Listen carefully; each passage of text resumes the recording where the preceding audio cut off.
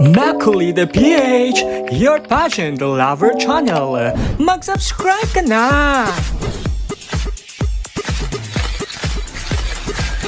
Hello pageant lover, welcome to my YouTube channel.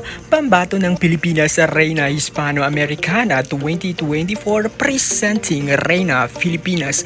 Michelle Arceo handang-handa na sa nalalapit nitong laban na gaganapin at lilipad nga sa bansang Bolivia para sa Reyna Hispano-Americana 2024. Si Michelle Arceo na nga ang ika-6 na Pilipina na magiging pambato ng Pinas dito. Unang sumalang dito si Teresita San Marquez taong 2017 kung sana'y nasungkit nito ang kauna-unang corona sa unang pagkakataon.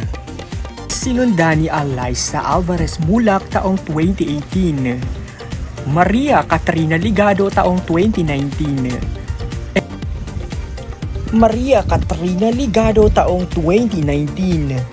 Emanuela Fabian Vera taong 2021. Maria Ingrid Teresita Santa Maria taong 2022.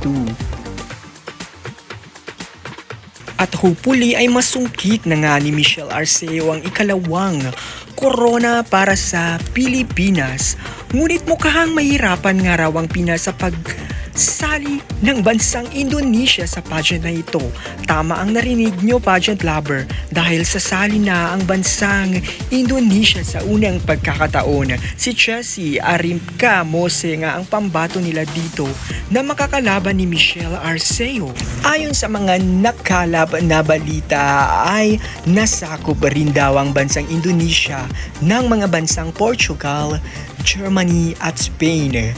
Si Reyna Indonesia ay alaga at tinitrain ng sikat na Indonesian queenmaker na si Mr. Ivan Gunawan.